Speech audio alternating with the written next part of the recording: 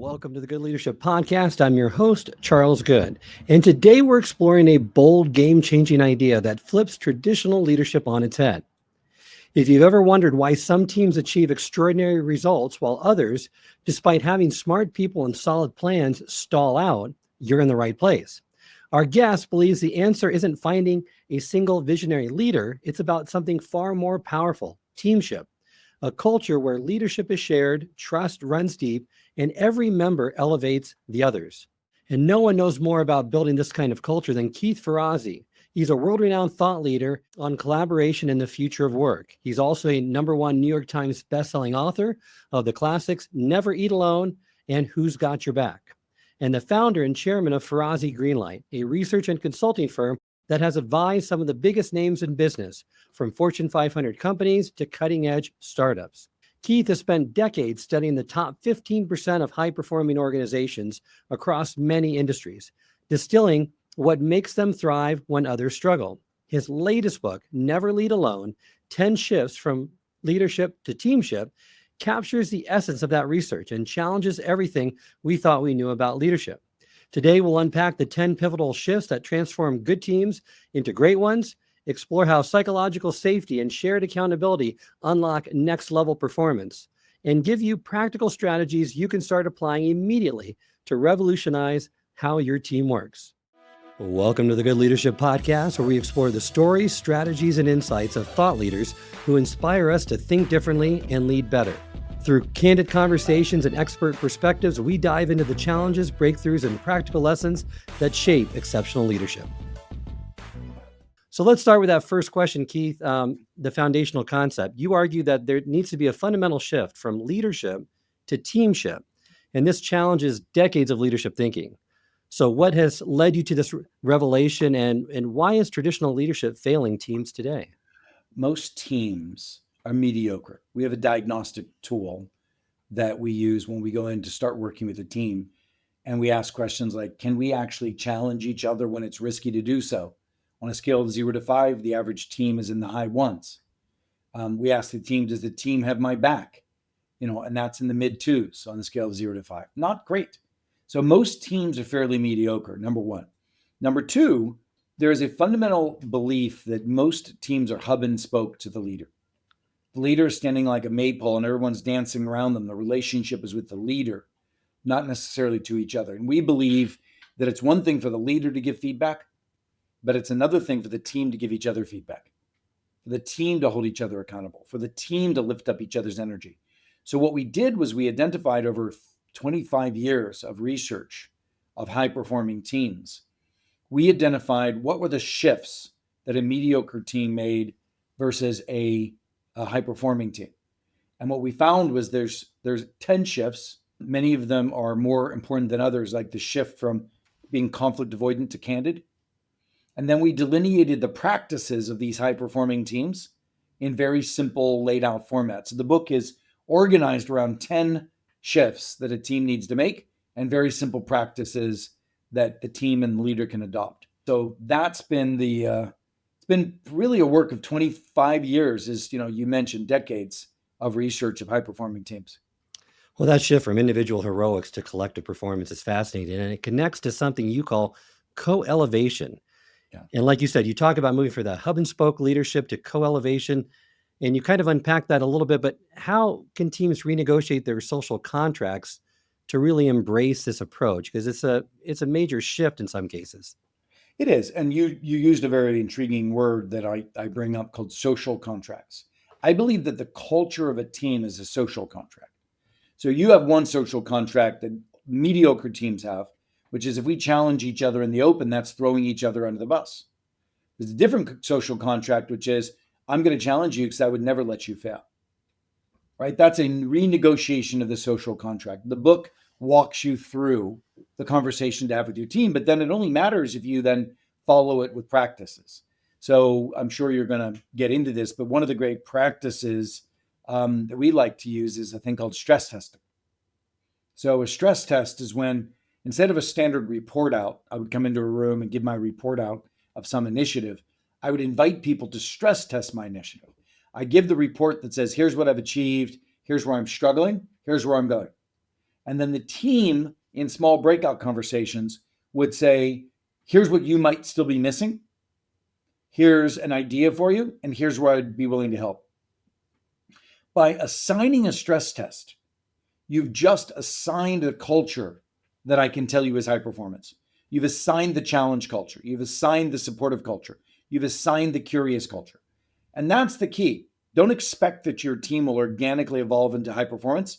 Assign it in simple practices. This collaborative approach clearly drives results, but it requires a level of openness that many teams struggle with. And I've seen this time and time again from talking to so many leaders is that, from conflict avoidance to candor, which is really difficult. Most teams struggle with this, either avoid it or they handle them very poorly. What are some practical steps for building a culture where really candor and constructive challenge become strengths rather than these sources of conflict or tension? Sure. As one I just mentioned is stress testing. It's probably one of the more prominent ones. Another one is something called a candor break. Like you're having a heated discussion in the room and you're not sure if you got everything out on the table. So the next step is to say to the room, okay, let's pause for a second. Everybody write on a piece of paper from 0 to 5. How candid is this dialogue bit? And you'll get numbers like 2 and whatever. And you're like, okay, we still haven't put it all out on the table. Go into breakouts of 2. Just turn to each other. And I want you to discuss what's not being said that should be said in the room. And then everybody goes around and shares what they feel is not being said that should be said. And what you'll find is that by turning this into a practice, a simple assignment called a candor break, it's game changing for the candor of the team. All you got to do, the culture that you want to have, just turn the culture you want to have into a set of assignments and practices. And something you mentioned in the book that I think really bears mentioning is that the power of 3, right? It's compelling. Engagement in small breakout rooms is 85% higher than when teams meet as a single cohort in the main room. So those smaller groups, individuals, will self-critique better and weed out those weak ideas more effectively. Yeah, look, in a room of 12 people, 4 people will think they're heard. When you use breakout conversations, we get to the stage where 10 people out of 12 think that they're heard. And I love what you talk about in terms of Yoda moments, giving the Yodas explicit permission to raise their hand and call out a Yoda moment and say these hard things, or act as a referee between competing perspectives and have that psychological safety at the same time. Similar to a candor break and a stress test, Yoda is an invitation for a team that if you feel something needs to be said that's not being said, raise your hand and say Yoda moment. And Yoda is that all-wise, all-knowing character, which I believe every team has the wisdom of Yoda within it, but not in any one of us. It only happens if we all can share our truth in the room. Yoda moment, like how many of us has ever been in a room where a large number of people are waiting for 2 people to have finished their dialogue. They've gone into some side conversation. It's taking forever. That's an opportunity for anybody to say, Yoda moment, couldn't this be a side conversation happening outside of the room? Those are the kind of, I want to give agency for the team to take care of each other. Well, and the key insight too, I think, is candor is about not being harsh. It's about creating a structured, safe way, right, for important truths to surface so that the team can address them more productively in the Indeed. end, which many teams struggle with.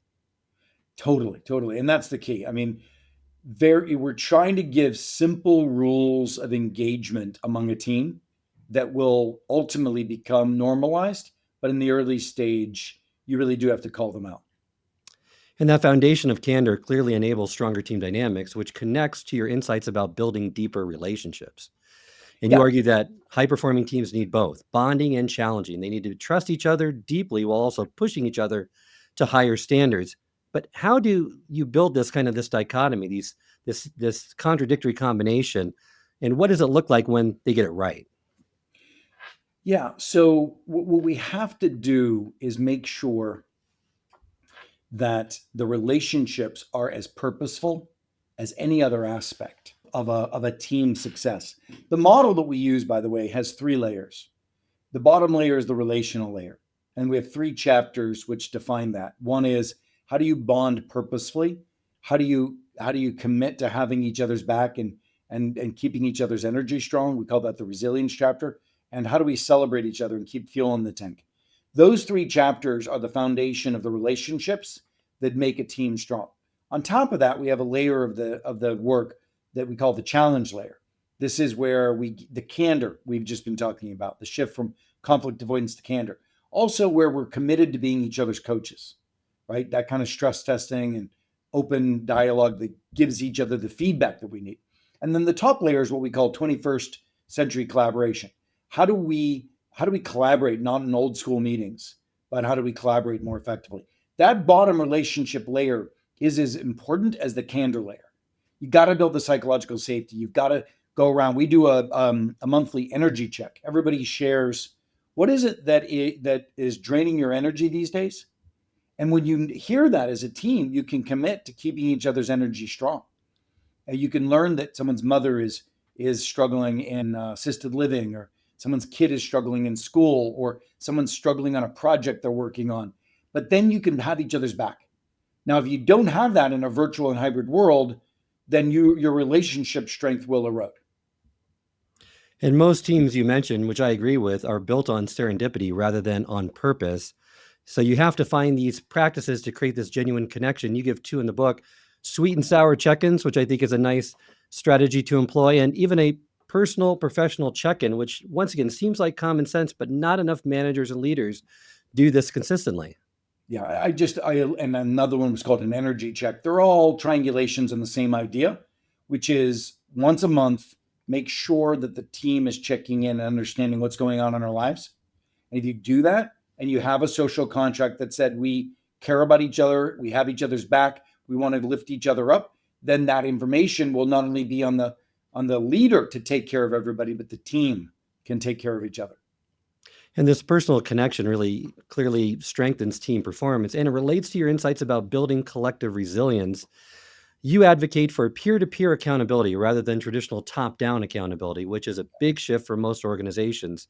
How does the horizontal accountability look like in practice, and what results have you seen from teams that have mastered this approach? Yeah, well, first of all, I'm not saying that you eliminate top-down accountability. I'm saying you buttress it, you fortify it with peer-to-peer accountability.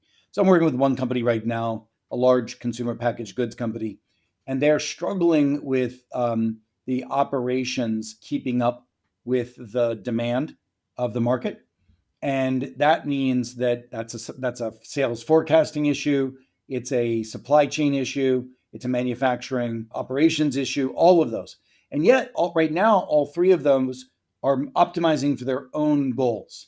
We had the three of them come together and say, it's so important that you have a shared sense of ownership and that you start to coach each other, start to point out each other's challenges that each of you see at the adjacency. So, the supply chain person is going to see flaws in sales forecasting, right? That maybe sales forecasting doesn't see for themselves. So once you do that, you can start to use stress testing as a tool where people are constantly giving each other feedback. And there's other tools that we talk about in the book where that peer-to-peer accountability, we have this thing called an open 360, where people are giving each other actual feedback on performance, on style, on ideas, etc., in an open format as opposed to top down from only the boss. And that's an important distinction. You're right. You don't want to eliminate the other form. And we've seen this in our organization as well, having that reframe where instead of the manager tracking progress and intervening when things go off track, team members actively support each other to stay on track. Or instead of the consequences coming from above, right? The consequences come from letting people down that you work with every day. So such a powerful reframe. It just takes time to make that shift and get that mindset changed as a result. And we've seen that peer support really strengthens a team performance, and it relates to insights that you give about the resilience piece. Because in turbulent times like we're in right now, many would argue, many leaders default to crisis management mode. How can teams intentionally build resilience practices that help them thrive rather than just surviving during these difficult times? Well, again, it all starts with the recontracting from the beginning. Does the team want to be? If you ask a team, have you ever been a part of a team that had each other's back, where it was constantly giving each other energy, where you felt you were able to achieve something as a team you couldn't achieve individually?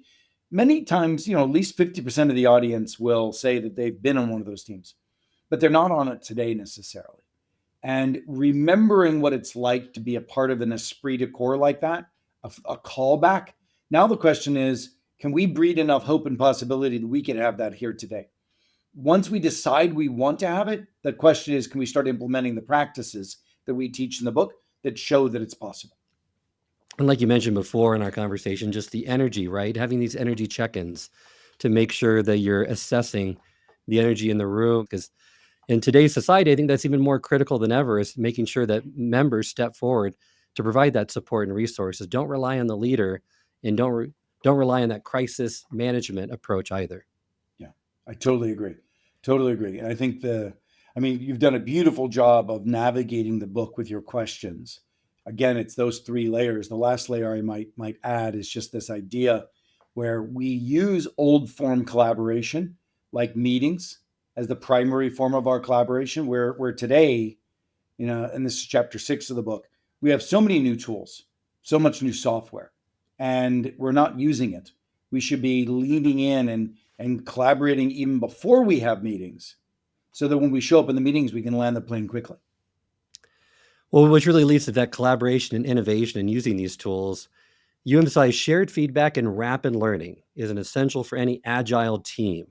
Most teams struggle with giving feedback effectively. I've seen this time and time again. It's just always present. It's giving feedback, it's receiving feedback. They're not good at either one of those. Leaders aren't.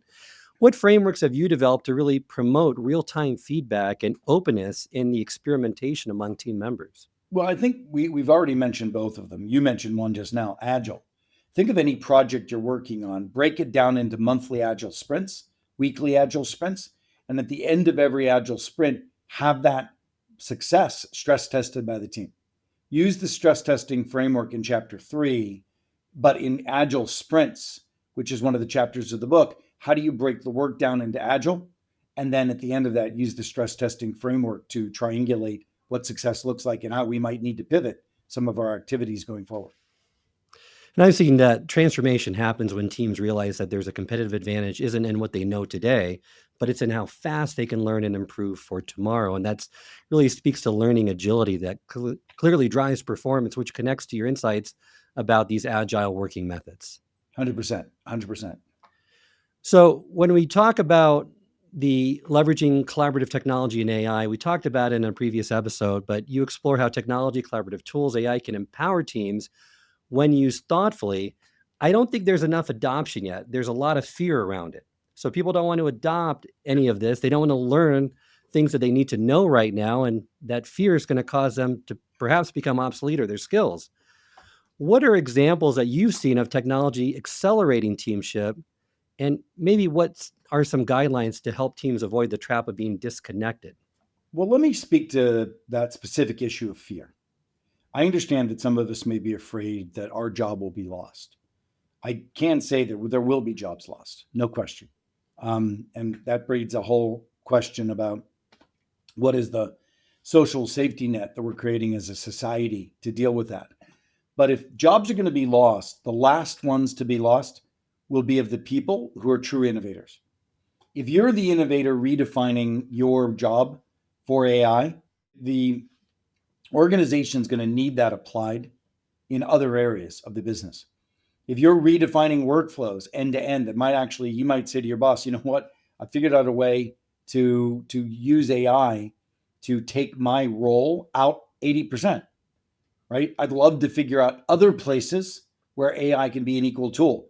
That boss would be like, go for it, right? There's an old joke that says, there's two hikers sitting on a log, and a bear comes out of the woods, and the one hiker starts running with his big old hiking boots. The other hiker takes off his hiking boots and puts on his tennis shoes, and the hiker screams back, "What are you doing? You can't outrun a bear." And the guy says, "I'm sorry, I don't have to outrun the bear. I just have to outrun you." If you're sitting here asking yourself, am I just going to be castrated and frozen because I'm afraid of losing my job? You will lose your job. If on the other hand, you want to be innovative, get out ahead and innovate and figure out ways that AI is going to accelerate transformation and change in the business, then you'll probably be the last one that needs to worry about re-engineering their rollout.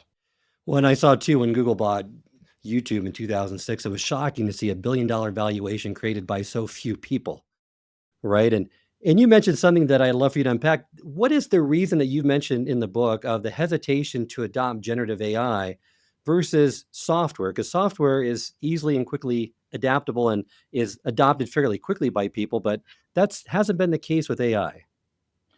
So AI is a relationship. Software is a tool. And you've got to step out of thinking of it as something you use and now into something you partner with. And I think that's just a whole new muscle. My simple advice is figure out how you and AI can do your job better than you've been able to do in the past. That's one. Next step is how can AI change the way you and your peers work together? And that looks at workflows, not just your role, right? And those two things probably stay focused there. The third one is really more focused on new business models. But if you stay focused on reengineering, not just your role, but the role end to end, it's all about the role end to end that ultimately matters. And big, lofty promises have made tech intimidating today. The reality is probably closer to having many or thousands of multi skilled associates on hand ready to execute at speed and scale exactly what you need to do. In the final chapter of your book, you present Teamship as a social contract for future work. If a team wanted to start tomorrow, what specific steps would you recommend for building their new social contract for extraordinary performance? Yeah. So the book was, first of all, the book's so short. I had 20 years to write this thing. It's so short because each shift has a simple couple of page story of a hero that does it well, some simple practices, and a diagnostic survey to see how you're doing. I would just use the book as it's intended. It's a roadmap. It's a roadmap, and really it's a workbook. Go chapter by chapter, read it together as a team, try the practices, use the diagnostic and see how it's changing your team's perception of its performance. And it's a lot of teams have been really transformed just using it as a simple workbook. Well, this book follows the same formula that made Never Eat Alone so successful. It's chock full with simple practices that, if tried, could be game changing. And the magic happens, though, when teams commit to the practice and give them time to work, not just read it. You have to have some action behind it. Keith, this has been incredibly insightful. For listeners who want to start implementing these teamship principles tomorrow, what would you say is the single most important mindset shift or practice to begin with? Expect more from the team, expect more from your peers, be willing to give each other feedback, and realize that not everything is hub and spoke to the leader, but the team needs to step up and meet leadership. And then the book provides you a beautiful, simple workbook and a roadmap to get there. Remind our listeners, Keith, thank you so much for joining us, but remind them how they can get in contact with you and learn more about your work. Thank you so much. I mean, LinkedIn is the best way to follow me and to get more information. And then if you want to go deeper with us and really learn these tools in an applied setting, we now have connectedsuccess.com. It's a program that we created called Beyond Connections that I think would be great for you.